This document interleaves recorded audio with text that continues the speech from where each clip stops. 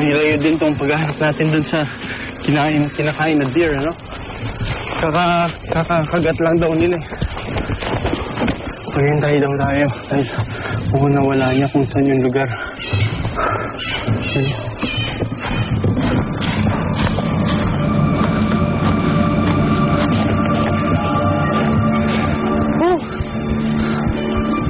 Grabe.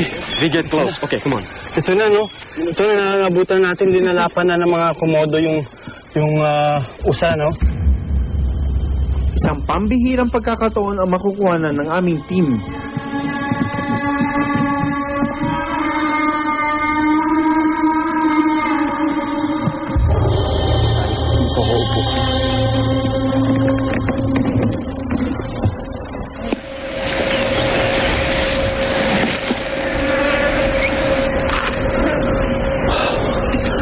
Ito yung totoong pagdodocument in the wild.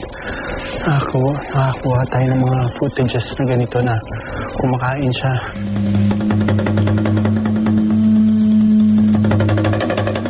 Ayon sa mga rangers na nakakita, una raw umatake ang maliit na komodo.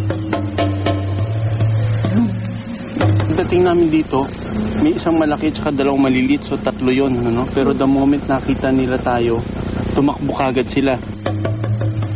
So very important that they eat together because they can help. Yes, you're right. Yeah. Ang inuuna niyang kinakain yung malambot na parte. Katawan niya yung tiyan. Yung mga internal organs ang kinakain niya. Ito yung dominant na natira. Kanina pagpunta namin 3 pa sila. No? Yung lungs ng kinain niya.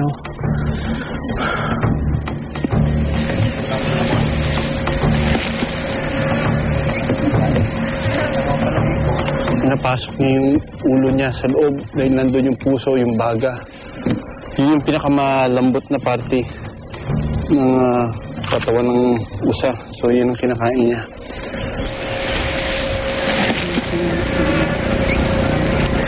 Napapalibutan ng makapal na gilagid ang mga ngipin ng mga komodo.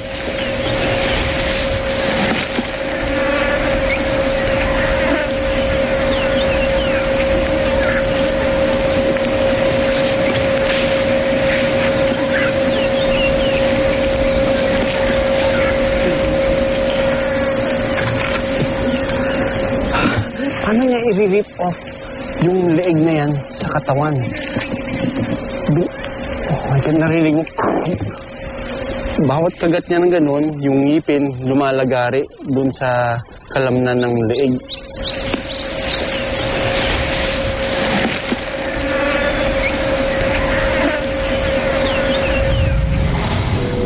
Sa talas ng kanilang mga ngipin, kaya nilang laslasin ang balat ng usa. Ang laki ng panga niya, mga ngipin niya. Anong gagawin niya? Lululunin niya ba ito buo? Pinipihit-pihit niya yung ulo ng usa para lang matanggal niya yung ulo. So, makakaya niya kayang maputol ito. Ito yung style niya, no? Natandaan natin, no, yung ngipin niya, pakontra. So, kada subo niya at pila niya, nagkakaroon ng laceration ng muscle.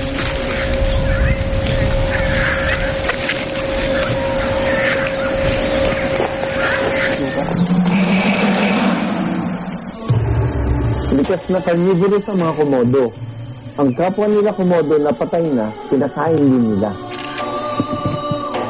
Itong usang ito yung Timor. This is their number 1 prey. Ito yung unang nilang kinakain. Pero palagay ko, mahina na ito eh. May karamdaman na itong usang ito kaya nakagat nila. Masasabi ko yun dahil sa quality ng balihibo niya. Si Sir Matthews, mahigit 28 taon na bilang ranger. How many times have you seen Komodo eating deer? For me, just been 4 times. Huh?